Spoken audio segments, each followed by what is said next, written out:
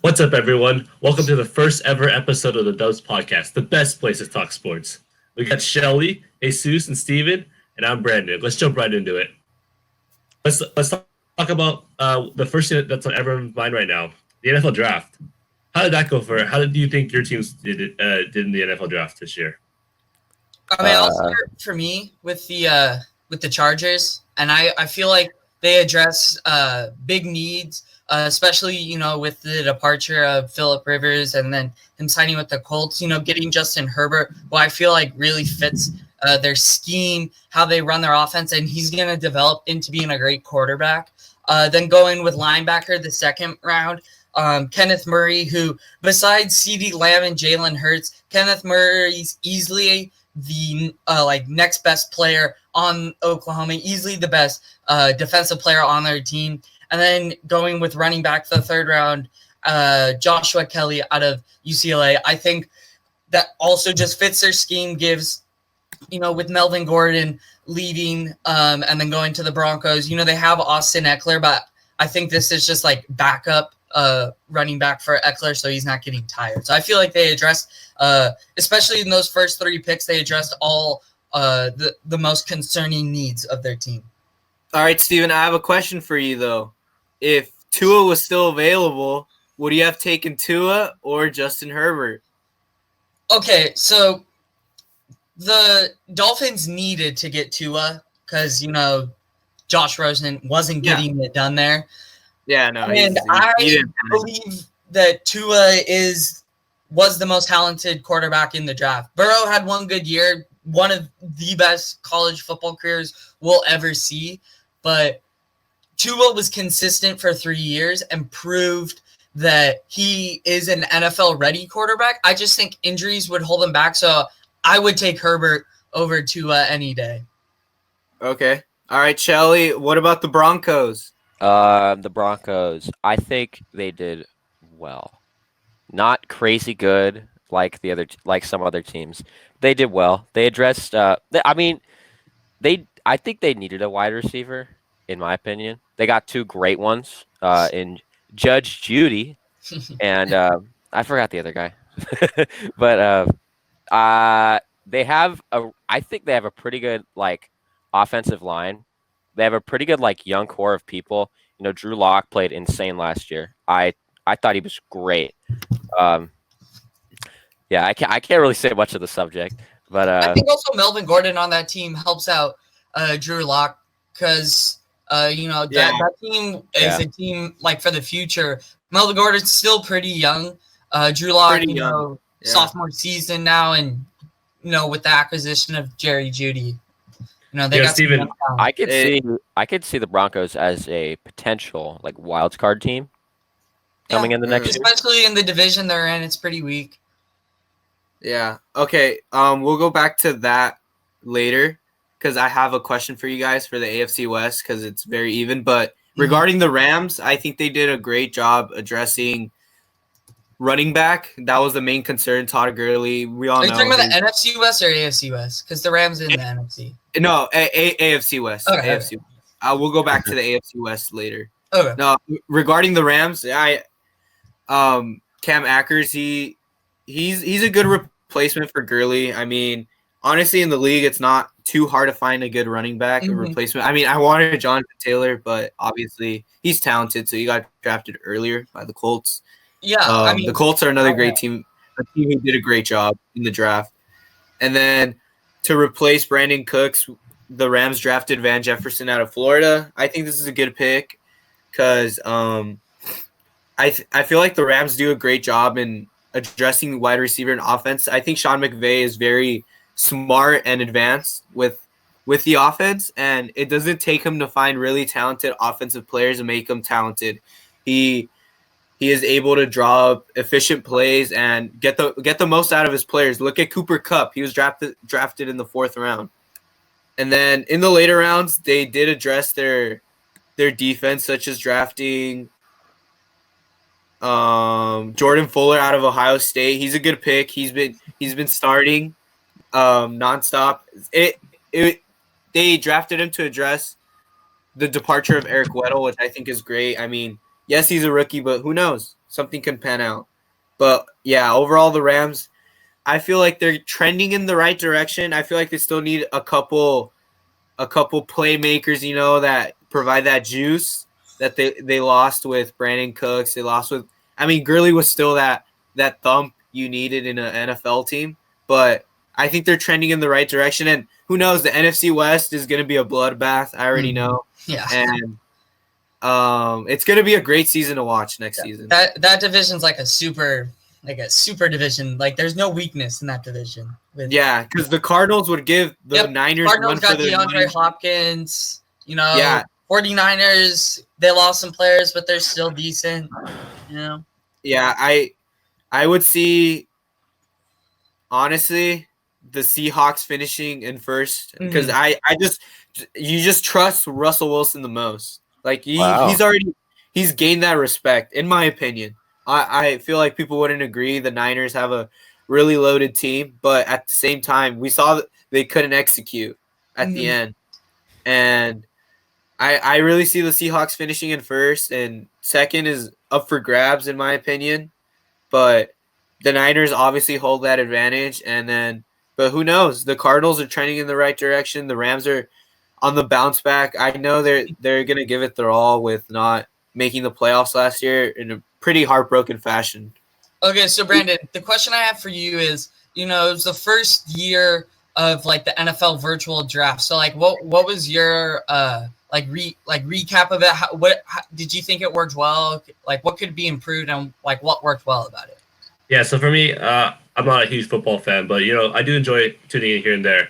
I personally thought it was really cool how they did it. I think NFL did a really good job considering the circumstances. I loved how Commissioner Goodell was super engaged with the audience. That TV behind him was super cool, and how they were streaming in live fans.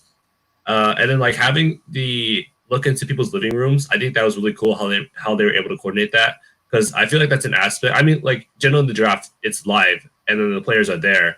But I think it's super cool just to see their families, because it's something they work for all their life, and this is their moment. So they should still have that chance to show their gratitude and thanks. And it's super cool for us at home to see like, wow, these guys put in 18, 19, 20 years of their life trying to make this moment. And when it happens, it's nice to see. I think it's cool that I was watching the ESPN Horse Challenge like 2 or 3 weeks ago, and it was the first time they would do something live, and I know they're recording off their phones, but it wasn't the best. I know Mark Jones was trying his best, just to make people engaged, but it just the circumstances weren't really working out. NFL really got things right and set things up, and I personally thought it went really well from the bits and pieces I saw. Okay. Yeah, Steven, I got a question for you though regarding Justin Herbert. You talk about his offensive potential in the Chargers. How will Anthony Lynn use Justin Herbert to the best of his ability? Well, he might be a starter first day. We don't know. Like an example I'll use is like Jared Goff, first overall pick, but he sat most of the year because he had to learn how to take a snap under center. Because I remember hearing about, even in high school, he was in shotgun formation the entire time, and even through college that too. Same thing with Herbert. So I think it might be like a little adjustment. But I think what the Chargers will do is they have an elite receiving core, and Justin Herbert has a very strong arm. So like I think they're going to build their offense around him, protecting him well, maybe getting more receivers that he can utilize, because he's this big guy, 6'5", 6'6". You saw in the Rose Bowl too, he could run. I was there, and going in the game, I was rooting for the Badgers, but going into the game, I was like, we're going up against one of the top quarterbacks in the nation, like pass all game. But he had like 3 rushing touchdowns, so it just showed that he'll make the big plays. He'll do anything he does. He doesn't just need to pass to win. He'll use his feet, using the receivers. So I think what the Chargers are going to do is just try to build their entire team around him. Yeah, that's going to be nasty. Some RPOs or play action. Mm-hmm. Yeah.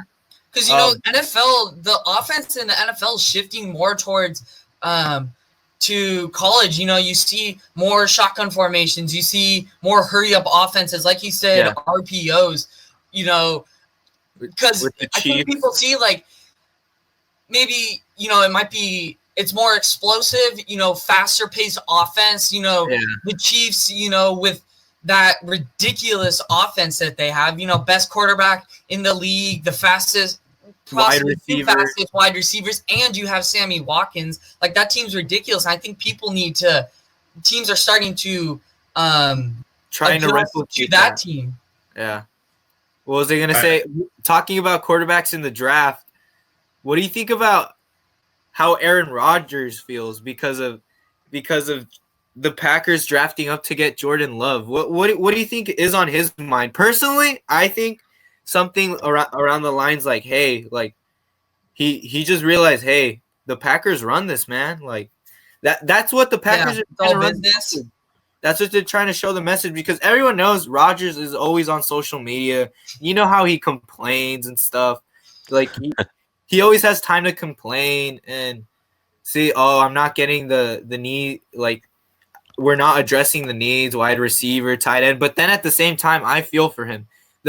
I saw this stat that said the Packers have not drafted an offensive player in the first round since Aaron Rodgers, which is kind of sad given that he's been there his whole career and not one offensive player in the first round. Like, they always address the defense. Hey, let's take a step forward in the offense. We have our guy. They have their guy. I don't know. And technically, they were one win away from that from the Super Bowl. So I would be, if I were Rodgers, feel embarrassed right now.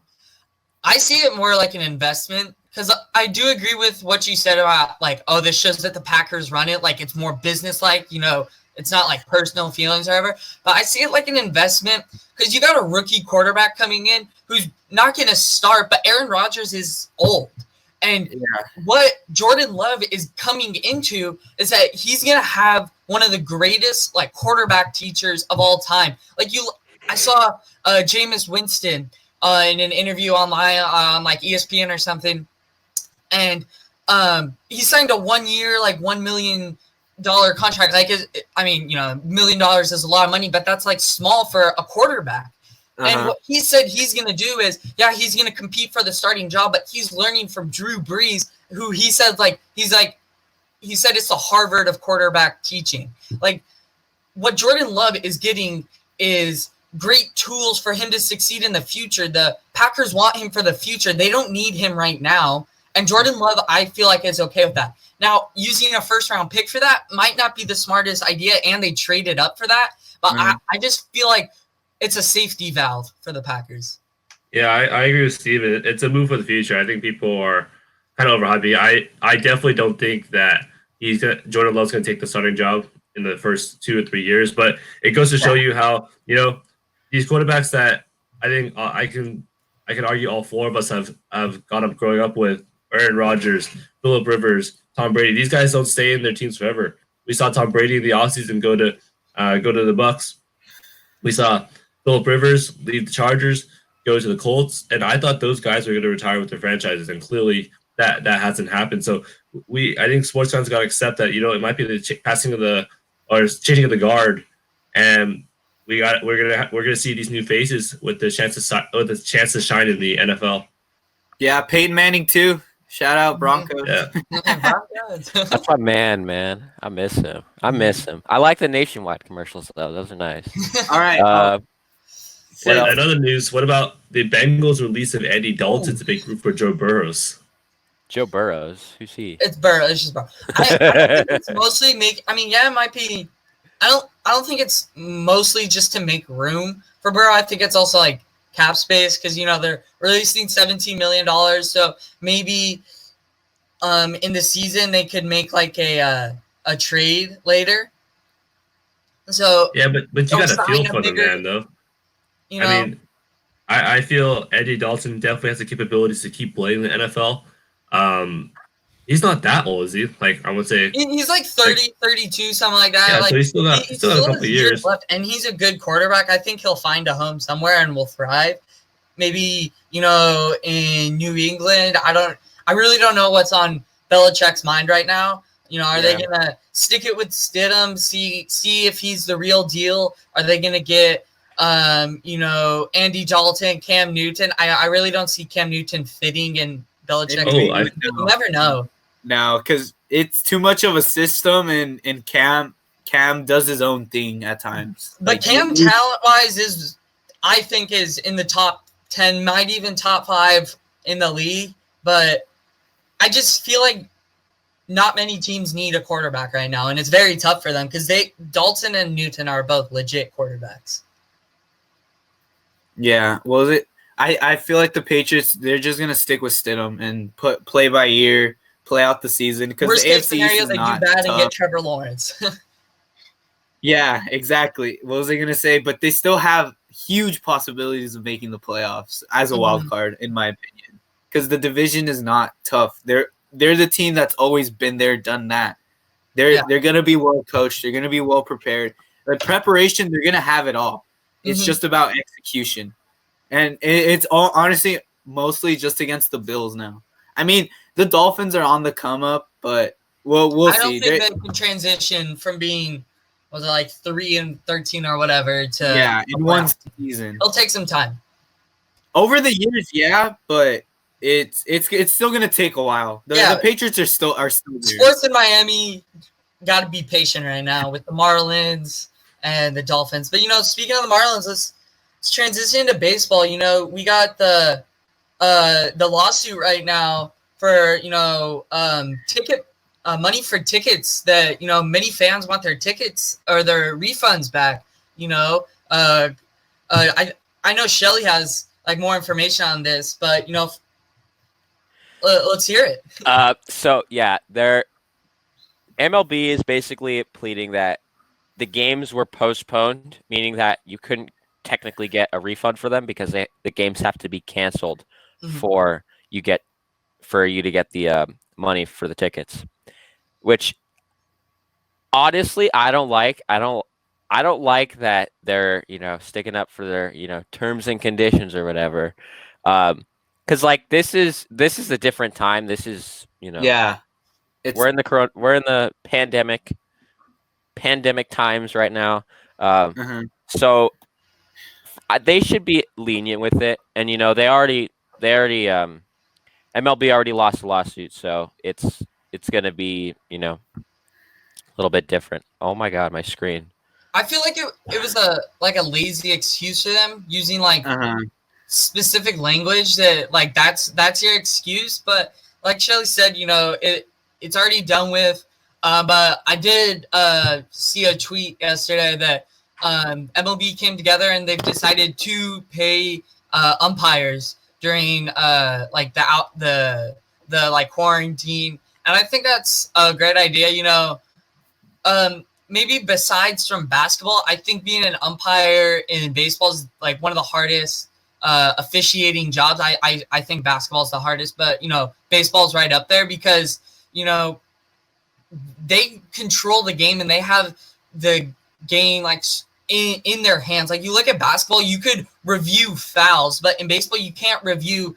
You can't overturn a strike call, or you could overturn outs or whether someone hit a home run or caught a ball, but you can't overturn a ball being a strike or a ball, which could mean the difference between a win or a loss. I think that they deserve to be paid during the quarantine, and possibly umpires getting a raise during the year. Maybe not Angel Hernandez, but or Joe West. I don't like Joe West. Something I was gonna say about the sued ticket money, I do understand where MLB's coming from, though, given the fact that these teams generate a bunch of the revenue off ticket sales. So I do see what team hate. We still got to pay players. We got to pay out the contract. That's why they've prorated the contracts, so players will make less. But I did understand where they were coming from. Hey, where are the Angels going to get the money to pay Albert Pujols, which I hate that we still have. But you still got to they should have. I feel like they should have agreed. Hey, all these games are going to be postponed. but we still need some form of revenue. So we're going to return a percentage, like let's say 75, and we keep 25. Hey, that's understandable in the sense like, hey, some of these small market teams, they need that money to thrive, like the Marlins, the Rays, the A's, teams like that. Imagine opening weekend, how much money they generate, and all that is gone because of coronavirus right now. And the A's, like, they could make a ton of money off that because, like, I remember one game, I think it was like 2 years ago, they packed over like 60,000 in there because, like, you got to remember, it's a football stadium. They could still hold, 60,000 more. They have the largest capacity. It's normally not open because, not enough people come, but, like, they go ahead of the Dodgers in, like, how many people they could hold. It's just, it's an ugly stadium that people don't want to go to. And the team, they do well in the season, but come time playoffs, they just choke. Yeah. I saw a video about, like, they were called, like, the ashtray stadiums, where they were dual use stadiums, so they would hold a football team and a baseball team. And the O.Co Coliseum, or whatever it's called now, it's, I think, the last one that's still in use today. And I believe that they're gonna get a new stadium. Yeah, they should. I mean, with the Raiders going to Las Vegas, they deserve it too. They've been playing well. I've been liking them a lot. I mean, that whole sports facility is going down now because the Warriors moved to Chase Center out of Oracle. So sad to see those two stadiums go, who are pretty legendary in their respective sports. But it is time to move. No one really likes playing at Alameda, anyways, with the ridiculous amount of foul ground. So it's ridiculous. It's made for some good catches, though. Yeah, that's for Josh Donaldson and stuff. Like that stuff's sick. What do you guys think about the new divisions? I feel like it's gonna be amazing to watch because that's what MLB wants to do. They wanna create a product that, hey, right now make baseball fun. It's their time to shine. Imagine having the Astros and Dodgers in the same division. That'd be crazy. Like that's my dream right there. That would sell the tickets you need. I mean, there was already so much hype around the game on April 3rd at April Stadium. I mean, heck, you're going to have the Yankees fans, and then you're going to have the Dodgers fans, and obviously the Angels fans. I know we're pretty fans that want to go. We're a pretty calm team, but that was pretty upsetting. I know Shelly and I had tickets to go, and we were super excited. And I mean, I think the Astros are lucky or should be thanking the pandemic because how much heckling they're going to get this year. No doubt. Yeah. It was going to be once in a lifetime. Yeah. Well, the first look I had at the 10 league, there are some logistical questions, maybe such as, since they're playing at spring training fields and not every team has their own field, if whoever's considered home, will there be a DH or not? There's that was the first question that came to mind. But first look at the divisions for me, that East division is stacked. Yeah, everyone knew. The Red Sox, who still have the firepower. You have the Rays, and then you go on the National League side. You have the Phillies, the Mets, the Braves, the Nationals. That NL East team is the best division in the entire league. Yeah, I agree. I feel like the best two teams are on the West side with the Dodgers and the Astros. I still think the Astros are legit, even without Garrett Cole or banging of their trash cans. I still think talent-wise they're the best. But that East division, competition-wise, is out of this world. Yeah, I'd be excited, and at the same time, this is going to benefit teams who do not have pitching, like the Angels. I'm happy if a 100-game season is played. I'm happy because, hitting is not that hard to get into, but pitching is a lot harder. Yeah, and that's where the Mets. Teams with stacked bullpens and not as good offenses like the Mets are gonna be hurt by this really bad. Yeah. But I'd be excited to watch baseball right now. It'd be so much fun. It's been a long time. The Central is very even too. You got the Reds, you got the Cubs, you got the Cardinals, you got the Brewers. The Brewers always hang in there. They got a bunch of throwers. It's funny. I mean, I honestly think the Reds are going to not play up to their expectations. even with, Trevor Bauer is on my fantasy team, but I think he's overhyped a lot. He had one good year in the 2016 year, but that's when the Indians won like 22 straight games, 21 straight games or whatever. But I even think with their new acquisitions, I just don't think they're going to play up. I think maybe in a couple of years, but I think by that time, the White Sox will control that division with their young talent, Moncado, Eloy Jimenez, getting Grandal and did they get Edwin? Yeah, they got they did. Their offense is already top tier. They need to build around Kopech, maybe get another starter. And Giolito. Yeah, Giolito. They got young talent, but I think they got to wait maybe a year or two more. Yeah, for their guys to find guys on the mound. And then for the Angels, I feel like they're gonna trend in the right direction. Since we're all Angel fans, let's talk some Angels baseball here. But I think they're trending in the right direction. I feel like Madden is gonna bring that culture, that relaxed culture. I don't know. So it was time for a change. Everyone knew it. Like Sosha, come on. I will say I felt bad for Auspice because I felt like was not the season last year was not his fault. Like there were so many things that went wrong, and I don't think you can pinpoint the blame on Auspice. I was really, as much as I love Joe Madden on the Angels now, I was really hoping Auspice to get like a second chance because I just felt like or like a smaller position maybe. Yeah, it just wasn't the optimal conditions, and I honestly thought he made the most of it considering all the injuries and the tragedy that the Angels had last year. It was a tough year for us fans, but I was quite pleased with his management. He tried the opener strategy, which I thought had decent success for us. So it worked well. It got us a no-hitter. Yeah. I mean, I'm not complaining about no-hitter. So. One small thing I have from last year is I really feel bad for Jonathan Lucroy with the connection with him and Marisnik. I don't think Marisnik, it was his fault. Like see, I think Altuve was the next up. That should be him telling him where to slide. A lot of baseball players don't know that, but when they're coming home, you got to have the on deck guy saying slide on this side, slide on that side. He didn't do that, and Marisnik saw that the ball was like coming up. He thought he just made a quick judgment decision, thinking Lucroy would wait back and take a step back to catch it and make the tag. Instead, he stepped up and unfortunate collision.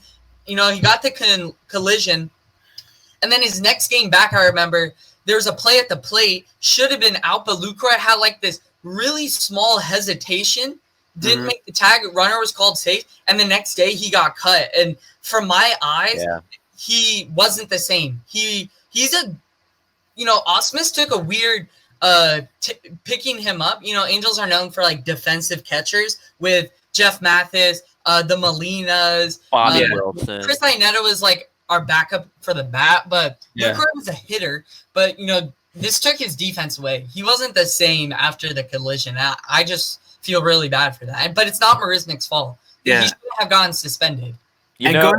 Going back to Brad Ausmus, it's not his fault. Our free agent signing pitchers were Trevor Cahill and Matt Harvey. Yeah. Horrible. It's not his fault they weren't able to perform. Dude, Matt Harvey had an ERA of like 6 or 7. Like, it was horrible. And remember, Cahill was our opening day starter. He finished his year on the bullpen with like a 5.6 ERA. He was the guy that we put in either when we're getting blown out or we're blown out. I think something for the Angels to look forward to. Number one is Joe Adell. I mean, we haven't seen him yet. We haven't seen him, so we can't really judge off of that. But Matt Thaiss is my number 2. Like, you saw Matt Thaiss come in around like August or September-ish. He was mashing baseballs, and on top of that, his defense was pretty good. He plays at third base and at first base. I think when Pujols leaves, we're gonna have a lot. I'm gonna throw a party. Yeah, when Pujols leaves, we're gonna all throw parties, dude. Okay, That like contract's killing us. It's Yeah. killing us. I know that But- the relationship yeah. between him and Trout is like really sincere though. Like Yeah. I know they love each other, and when he leaves, it's gonna be sad for Mike Trout. But then I feel like, maybe like a little prediction, but I feel like when Pujols leaves, well, Trout's already the face, but I think Trout, he's a really quiet guy. You seem maybe like, I remember on his the day he signed his contract, when he had like the press conference, his wife was with him, and maybe that was like, oh, bring your loved ones up. I think she makes him feel comfortable, and like, because I feel like he's a really sort of like antisocial person where he doesn't talk that much. But I feel like when Pujols leaves, he's gonna feel that the responsibility is now on his shoulder to like take control of that organization and Clubhouse. that clubhouse. Yeah. Like he's gonna like guide them really well. But also I think a thing to look forward to for the Angels, whether it's this year or next year, is Shohei coming back to the mound. Yes. CC Sabathia said in a podcast a couple days ago that Shohei's the best player he's ever seen. He's like, when you have a guy who can hit, he exaggerated and said like 900 feet, and you also have someone who can throw 99 miles per hour, it's something special. And, my brother said something that I thought was really interesting. Many people thought he'd go to the Yankees just for the contract, but his take on it was that if he went to the Yankees and had the spring training that he did with them, that they would cast him aside. All the hype would be there. Yeah. It's a big market. Yeah. Remember, he had like a 170 average. He had the big leg kick, but then they changed that up, got the small leg kick, and he hit like 280, got Rookie of the Year. Like, he and Mike Trout are similar in that they want small market teams. They wouldn't thrive in New York, at the Dodgers, in St. Louis, in Chicago. Like, they need those small, Angels are sort of a big market, be calling the Los Angeles Angels. Yeah. But then at the same time, we're in a team. I think the Angels right now are kind of a lovable team. We haven't really won much. We haven't won much at all. We don't have any Besides, like, jerks on our team. We don't have a Bryce Harper or Manny Machado. And even our fan base, we're not as ridiculous as the Dodgers fans. Yeah. Like when I go to Angels games, I feel like it's a fun environment. Everyone's kind of chill, like California chill. Like it's a fun place to be. And I remember Ohtani was like, regarding what Steven said, he didn't want to go to New York or the Dodgers because of that stress. He's from what we've seen and his interactions with Ippei Mizuhara, he's a pretty chill dude. Kind of I want to say close to Mike Trout. Kind of just chill dude, just want to play the game right, and the Angels allow him to do that. And like to team him that like lovable feel. Like, I mean, I've been to Angel Stadium more than any other stadium, but I have been to other like baseball stadiums. But I feel like one of the big difference. I mean, like it's a little specific thing, but at Angel Stadium, or let's say like you go to Chicago, the Cubs, because I've been there once. Right on the first pitch, the stadium's full, and Angels don't fill the stadium, but there's only like 60% of the fans that are gonna come at the start of the game. Like, it's just like a family-friendly environment. Like, people show up in the third, fourth inning. Yeah. Like half of the like attendance that is there shows up late in the game because it's not like stress every game. It's just families going out to have a good time, watch their favorite baseball team, and I really like the Angels fan base. I think it's one of the best. We're always top 5 in the league in attendance, and we're not even in the top 20 of teams. Like, and I don't ever recall like our fans like being excessively rude unless the times are right. Like, I went to the game after Rougned Odor took out slide Andrelton Simmons last year. Oh no, I think it was last year, 2 years ago. And we were booing Odor, but like that was reasonable. There have been no reason why our fans have not been nice to both sides, and I enjoy that about our team. Yeah, we're not as I was just gonna make a little joke. We're not as nice as Canadian fans. Did you guys see that when Canadian fans ran into Klay Thompson? They're like, "Hey, you're really bad. You're making us lose. Like he didn't even cuss at him, and Clay just laughed. That was because so they're known for funny. being Canadians are known for being polite. They're nice. Yeah, I know. It's so funny because I mean they're playing in the finals. If the Angels were playing in the World Series against any team like if I ran into Barry Bonds or anyone when they were playing, like I'd heckle them so hard. Well, yeah, like I remember I was watching like the replay because Fox Sports was running replays of the Angels in the playoffs, and I was watching Game 7 the other day, and when Garrett Anderson hit like the 3-run double with bases loaded, when the right fielder got it, you know how Angels have the Thunder Six. One fan was hitting the guy on the back. Yeah, and I'm like, okay, like that's a little uncalled for, but I feel like it's pure adrenaline. Like they're so happy Angels are gonna win this game, and they're letting their heart take over like their head in their actions or whatever. But they smack the guy. Are one of the best. Like we travel well too. People don't recognize that. I mean, and we play up to competition. Like you see the Dodgers. We season swept the Dodgers. I know that also the Angels have the highest winning percentage against the Yankees, like better than any other team. We just play up to the competition. But sometimes then we play down. Against good teams, we play there was that one stretch. There was that one stretch. I think last year we were looking really good. Like we were third in the wild card, and then we had 2 series against the Tigers and the Orioles, and we went like one in I six. remember that. Oh, no. One of the games was because of a blown call. We lost. I remember that. I watched that game. That was awful. I remember that. With Fletch at the plate. Oh my goodness. Dude, it was a close call, but I thought he was out. Really? We gave Jordan Zimmerman the first win, first and only win of his 2019 season. Let me pull up the stats right now. Just give me a second. This guy. When the Angels swept the Dodgers, everyone was like, "Oh, they're gonna be buyers at the deadline. They're gonna be buyers." Yeah. And we made like a small deal, didn't we? Get Max Stassi. Yeah, and we gave away Martin Maldonado.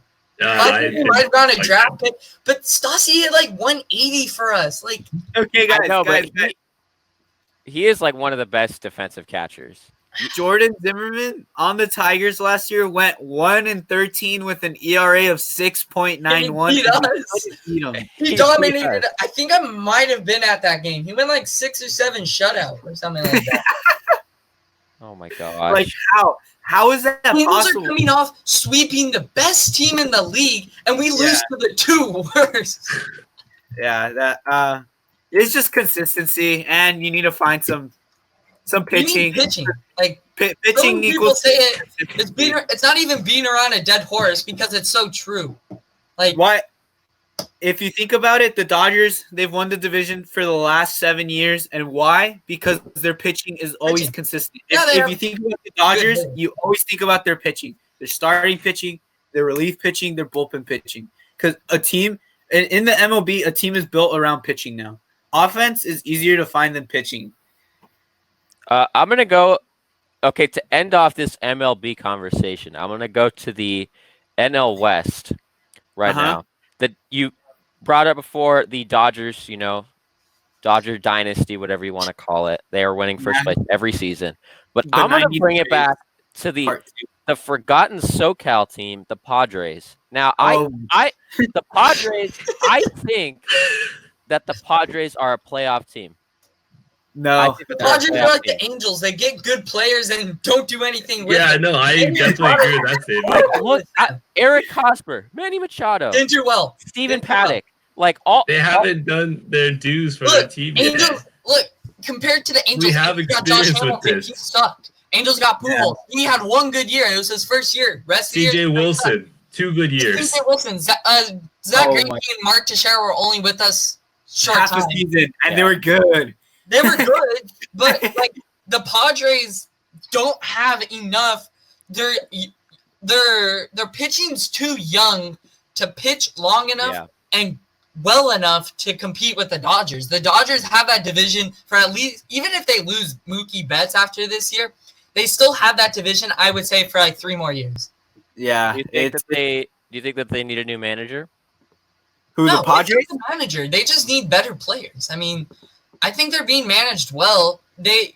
I think the manager might have been like Osmus, because I know the Angels were last in the league in innings pitched from the starting pitcher, and then what Jesus was saying about Astros being the really good pitching, they were number 1 in starting innings pitched. That's why when you see Garrett Cole or Justin Verlander pitching, you got to guarantee 6 or 7 innings. With the Angels, we were lucky to get past 5. I'm going to cut you off there because the Padres actually got a new manager, Chase Tingler. Okay, that might have been early in the year. I mean, that was earlier. We all forgot about that. Everyone forgot about it. I thought it was really surprising when the Cardinals got a new manager. They moved away from Mike Matheny when they were above 500.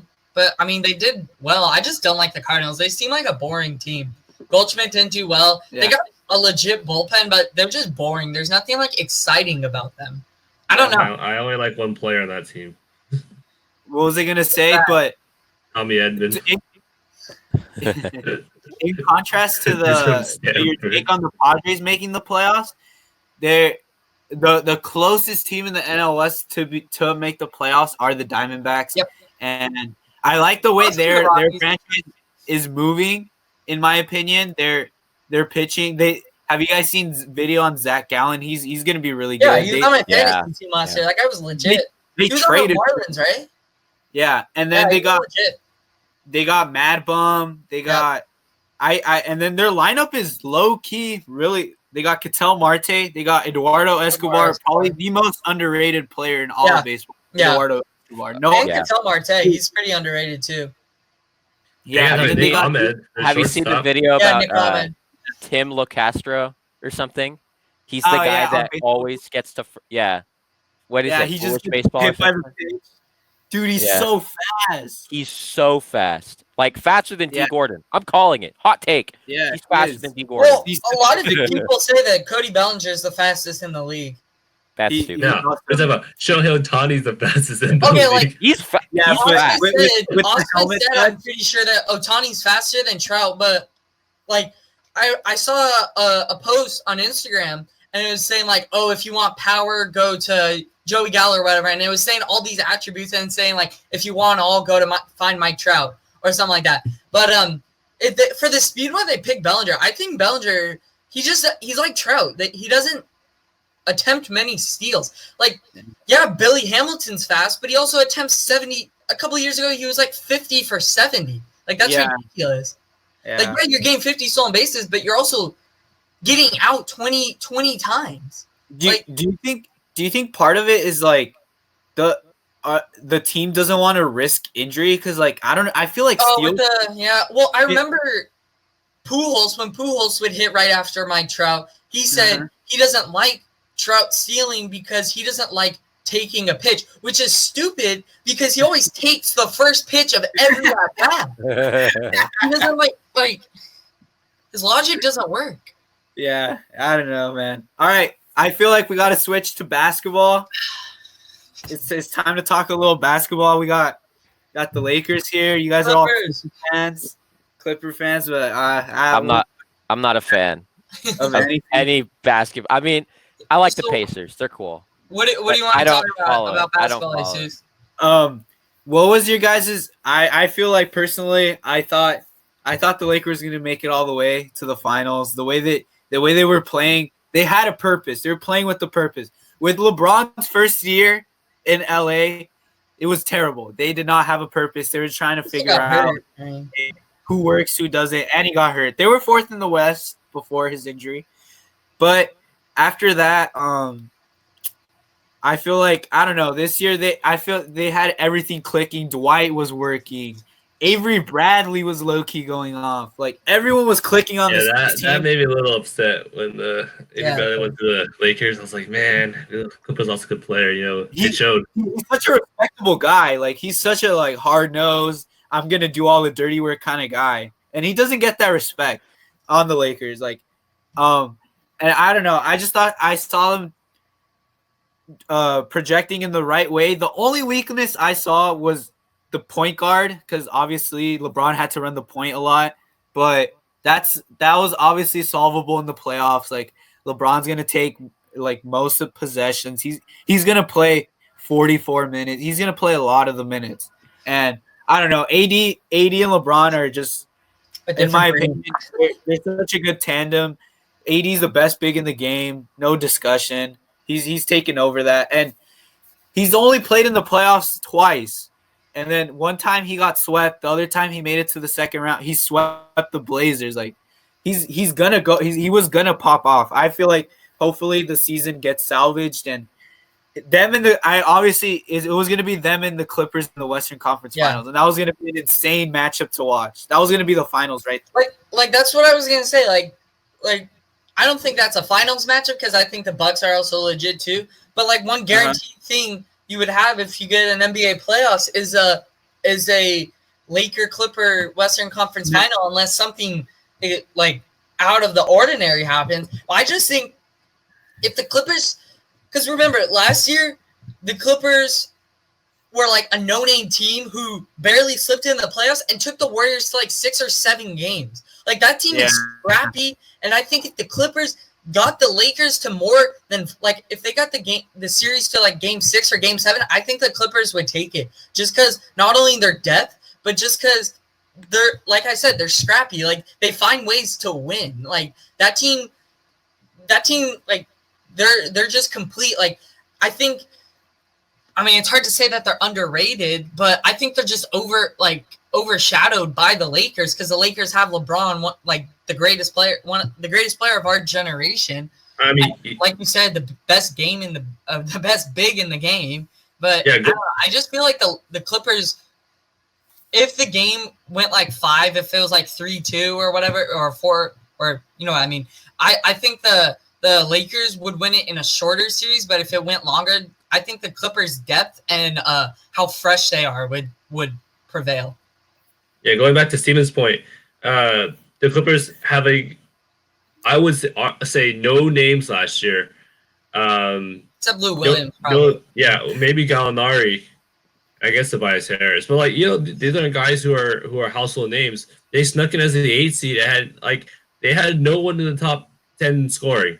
And this team just found a way to win. And I recall watching and Ralph Lawler's legendary call when Shamet hit the 3 to complete the 31-point comeback against the Warriors. I'm like, this team knows how to find ways to win as a team. And I believe they're the only team that knows how to use team ball. This team, I don't know if this is true or not, but they had to be in the top 5 in assists. And I think assists are one of the most underrated categories because you don't want a guy who is like, I would say Harden. Yeah. This guy just shoots. He's a top scorer and they barely make the playoffs every year. Or like they get bounced in the first or second round. When you pass the ball, not only does it look good on your stats, but you create that team chemistry. That is something I think teams don't take advantage or don't take as much importance as they should. And going to chemistry this year, it was only a matter of time for the Clippers. You just needed time. That's all. Like I don't think the Clippers honestly would have won the playoffs this year. Come next year, though, with that playoff experience, they would know how to win, and I would bet all my money on them next year winning it all. And like going back with the 31-point comeback, that's a huge deal, especially in a playoff atmosphere. But you're playing the number 1 seed. What weren't they in Oracle? At Oracle, yes. And you're playing one of the best teams we've ever seen in our life. Like you got to realize, Steph Curry, Hall of Famer. Klay Thompson, you might call him a Hall of Famer, you might not. It's up for grabs. Then you got Kevin Durant, one of the greatest scorers of all time. Draymond Green, a scrappy guy who, like Brandon says, plays great team ball. And then who is there? Did they have a 5? Oh, they had Iguodala because I think sometimes Green played the 5. But Iguodala, a really underrated player. I feel like after he left the Warriors, like he's kind of like mean, not playing with the Hawks or whatever. But Iguodala is a really good defensive player who makes big plays. Like that comeback is one of the best of all time. Max Kellerman likes Iguodala's shot more than Curry's. Have you guys seen that clip before? Yeah, like I saw it. Who would you rather have, Curry or Iguodala? Oh, I'd have Iguodala. That's probably I'm probably like the Max Kellerman of this group here. I have the dumb. What was I gonna say? the X factor in that Lakers Clippers Western Conference Finals, in my opinion, has to be Paul George because he has been so inconsistent this year, and whoever watches basketball could easily tell he's been inconsistent, and he's the X factor because we have seen him being able to take over a series with his time in Indiana. He was able to step it up and compete against the Heat as underdogs, and I just think he would be the X factor against the Lakers, and it would be up for the Clippers to win. I feel like he'd have to step it up, but it would all depend on him. And for the Lakers X factor, I feel like the X factor would be, honestly, it'd have to be their shooting. I can't put it on a specific player, but it would be their shooting. Like, well, if it was a player, honestly, it'd be Kyle Kuzma. He's also been another inconsistent player for the Lakers. I feel like if he provides that shooting off the bench, when the Lakers beat the Clippers by 9, it was him off the bench just being scrappy, giving that bench team a boost, and just honestly, like, just being a spark plug. And I feel like Kuzma has to fit more into that role. Hey, I'm not just going to be a scorer, because when he first came in, he was like, the Lakers didn't even have LeBron. He was just like, hey, let's just see what we have. And Kuzma would pop off, obviously, because he had no leash on him. But now he has to adjust into that role. I don't want to compare it to Dennis Rodman, because Dennis Rodman is out of this world. But like, when you guys saw, I don't know if you guys saw The Last Dance. Yeah. Rodman said, he's like, hey, I always had to do all the dirty work. I was always there for Jordan and Pippen. I was always grabbing the rebound. I knew the spin. I knew everything. Hey, I knew where Mike liked to shoot. I knew where Scotty liked to shoot, where they wanted the ball. That's kind of the role Kuzma has to take. Like, hey, what do I got to do to fulfill AD's and LeBron's needs, make the team better around me, etc. I think another bit, not like more an X factor, but like an interesting thing for that, like for a Laker Clipper Western Conference Finals, is that there's no home court advantage. They're playing in the same spot, in the same arena, which also makes the players more fresh. I mean, I know they're in the same conference, but if you look maybe like the long rivalry of Lakers and Clippers, I mean, not Lakers, Clippers, Lakers, Celtics, like all the finals they've played against each other, after playing at their home arena, they have to travel across the entire country, and that makes them tired. That makes, that doesn't bring out their best play. But I think a Lakers-Clippers matchup would bring out the best in both teams, because they're going to be fully rested from no traveling. I think, who is considered home, it's going to be like the same amount of, it might be like half and half, maybe more Lakers, maybe more Clippers. It's going to be a home court advantage. So like whoever would win that matchup deserves that. It's not going to say, oh, your court's better, your fans are better, or it could be like, oh, you're, super far for us to travel and we got really tired. Like it's going to be. There's no excuses. Who's the best team? Yeah. That would be a fun. I was waiting for that series, like circled in the calendar, man. Yeah, it's a shame. Well, I know you guys are itching to see sports as much as I am, and I got some news for you regarding some auto sports. I'm a huge auto sports fan in the past 2 years. I don't know. To me, it's a combination of a strategy of these. Not only is it a sports for the athletes in the car, the drivers, but it's also you have to do the mechanics. Yeah, and the strategists. It's one of the most I'm sorry. It is the most logistically challenging sport, and it is nuts. But I have some great news for you NASCAR fans. NASCAR announced yesterday that on May 17th they would return to South Carolina and run 7 races in 11 days with no fans. And the racing spectacle of the world, my favorite sport, Formula One, targeting an Austria return on July 5th and running a possibly 15 to 18 race season. Concluding in December with the traditional Abu Dhabi Grand Prix.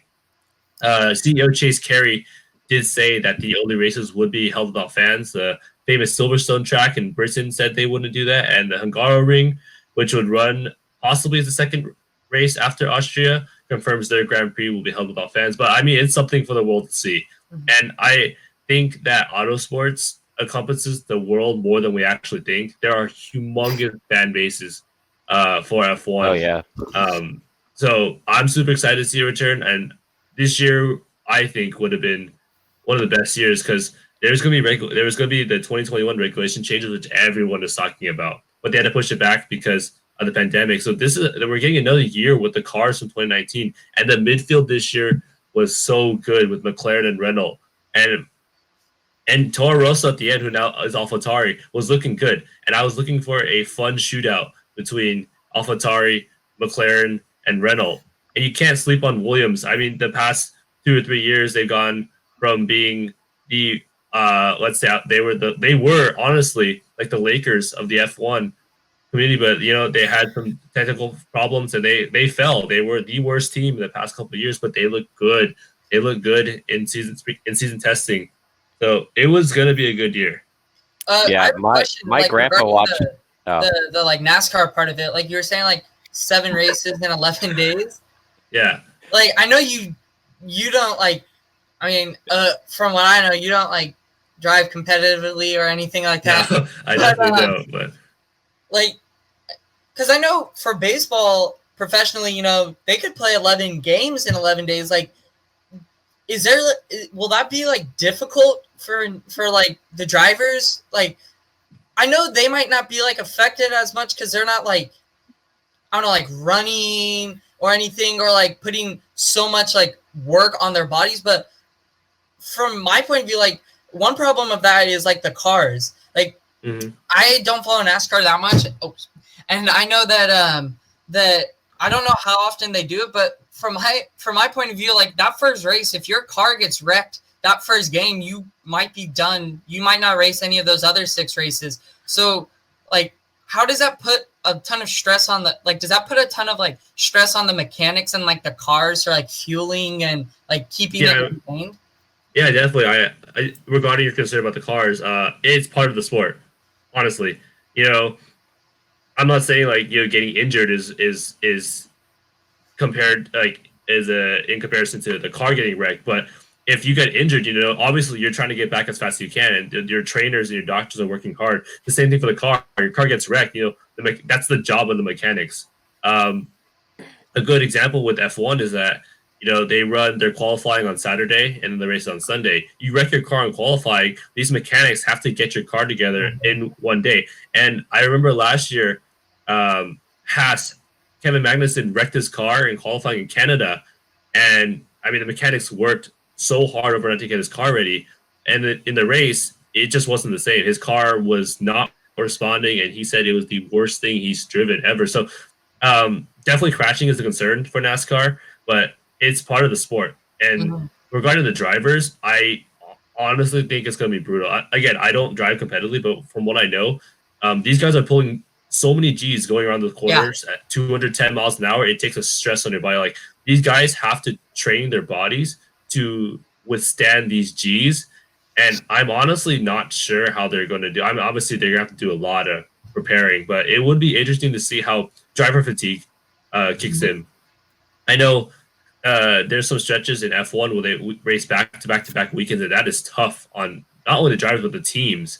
So 7 races, 11 days. Granted, they're not traveling as far as F1 because they go internationally, and NASCAR is pretty domestic.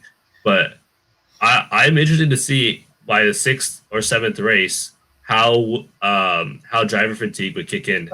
Yeah, because that, I mean, I just know that I don't know how often they normally do races, but that's like I know on like SportsCenter they're making a big deal of that like 7 races in 11 days. It's like that's a lot. Legit.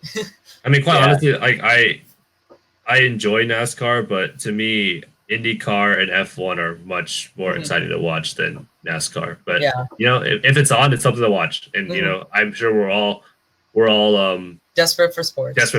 But speaking of that, Shelly, we've seen that the esports, the MLB, the MLB, the NFL. No, I'm sorry. Like the MLB and the NBA have been doing esports, and as well as ESPN's streaming League of Legends championships. How has esports taken a rise during this quarantine? this is esports' time to shine, as I have said earlier. That I think it's a sport. Okay, that's a hot take for some people. Now, I enjoy watching it because, I enjoy the video games, obviously, and I like to see people who are really good at the video games play them too. And, it's not for everyone. It's obviously, it's got a younger audience. But when there's no sports to watch, esports is it. Like that's what we've got right now. And with the MLB doing the MLB The Show Players League, I loved watching that. It's Another thing about Blake that, Snell. Blake Snell, yeah, you're getting to see these like the personalities of the players, which is something that we haven't really seen much of. And Major League MLB, Baseball, you never see that. yeah. Perfect. With Trevor Bauer, what he's been saying, it's really hard to market Major League Baseball in this like day and age because people keep saying, "Oh, baseball needs more star players. They need like a clock. They're trying to find ways to put a clock in baseball." But like these young players are, first of all, they're really good at the show. They're way better than me at the show. Yeah. Dude, Tatis is a beast at the show.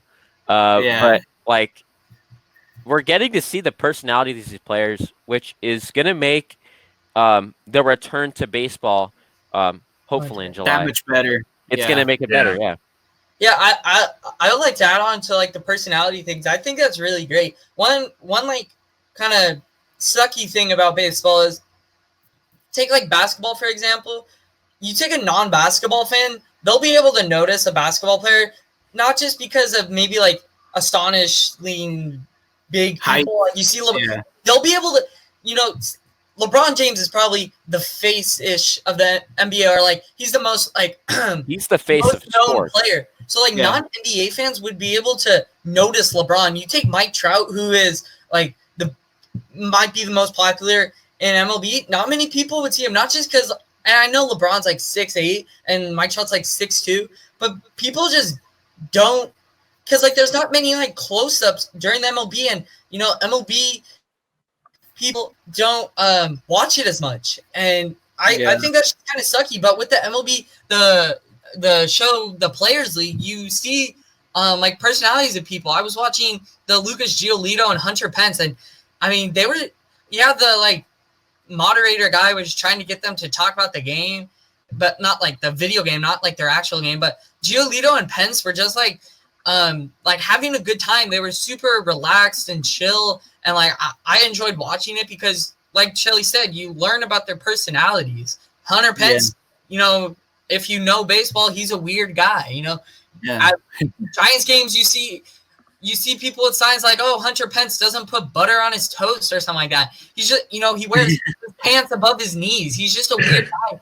And, you might already know that about him. And Giolito, he's a young guy, so you don't know much about him. Yeah, he was, like, serious about the video game, but he was also just having, like, a fun, relaxing time, just, like, messing around. Like, it's a great thing to watch.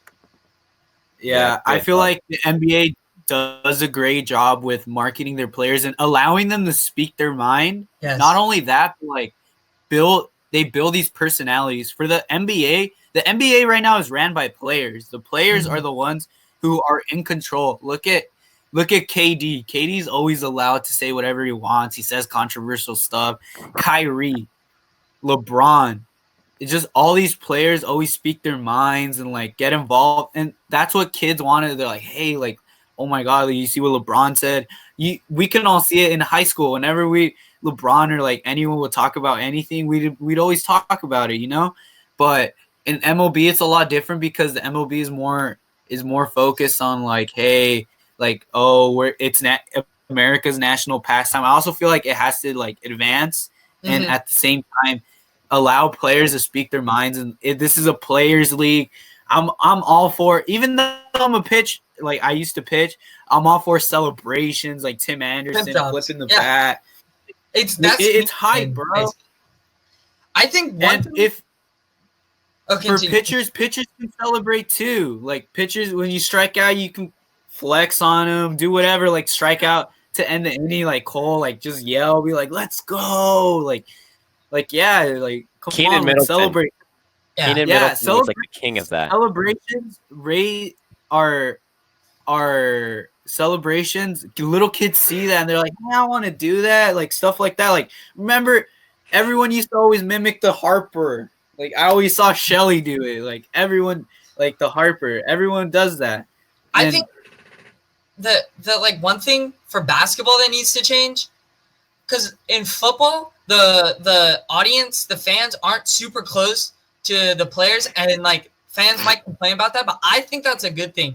You look at the NBA with like courtside seats, and yeah, normally people that sit there are pretty wealthy and like have good manners, but I think it was in the Warriors against, it might have been the Thunder, where one Jazz fan was saying like racial slurs to Russell. Oh Westbrook.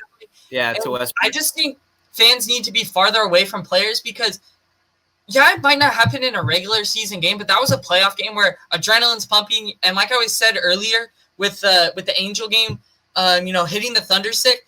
I mean, yeah, I said that might be acceptable, but like you have to draw a line somewhere, and it happens way too much in basketball. And the problem is Russell Westbrook, who's like a really like intense guy, someone says something bad to him like 10 times, but that one time he actually says something back, or like maybe like throws a fist or something, he gets all the blame. And like that's like, and they blow it up. And that's the problem with that. These fans could do whatever they want. They're so close, I've never sat courtside, but like I've seen it on TV, and they're like, sometimes they're less than a foot away from the players. And then you have the seats right behind the bench. They could like go up close and whisper in their ear or something like that. I just think it needs that needs to change.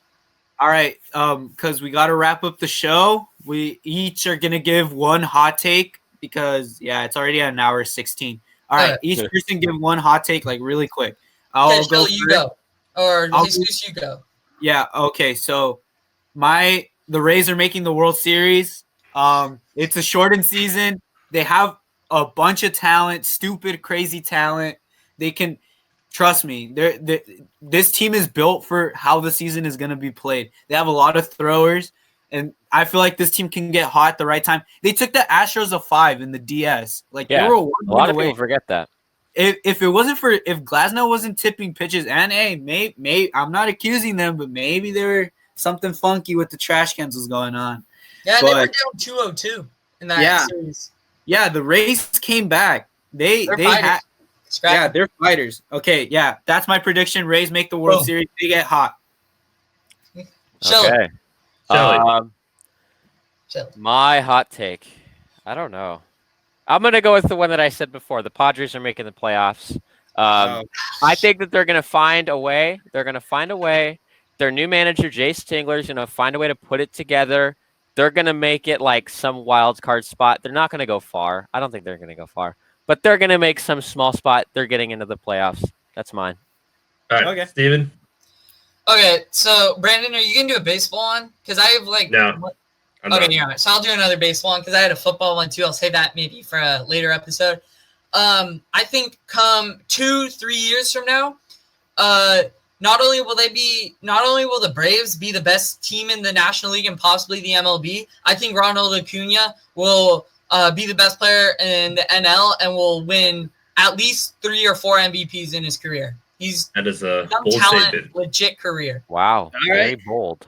All right, I'm saying with my current favorite sport, F1, Max Verstappen wins the championship this year. Really? Reason why? Wow. Red Bull is on the rise. Honda engine, that thing is insane. They've had some problems in the past. I think Honda's got it figured out. I don't think Red Bull wins the constructors, but I do think Max Verstappen will win the championship because of the fact that it's a shortened season. Same thing thinking as they see something like that. Right. We know that Lewis Hamilton, who is the Kobe Bryant of F1, he's going to be consistent. He's going to win his races in the long run. But in a shortened season where anything can happen, I think Verstappen has the grit and tenacity, and his team is all behind him. He's got a good partner in Alex Albon, who will do his best to put himself in strategic positions and get in front of his rivals in Ferrari and Mercedes. Max Verstappen wins the championship this year if we can start in July. I just want to add one quick thing about the shortened season. I think that, like what Brandon says, anything can happen is important. MLB, they're talking about 100 games, but look at the Mariners. It was either last year or 2 years ago. They started the year like 13-2. Even the Angels started a couple years ago 13-3. Like teams can get hot randomly. So, it'll be fun to watch. Yeah. Definitely. Can't wait for sports to return. All right. That's all for today, folks. Check out our socials on Insta, YouTube, Twitter, and Spotify. Comment your hot takes below. Take them dubs, and we'll see you next time.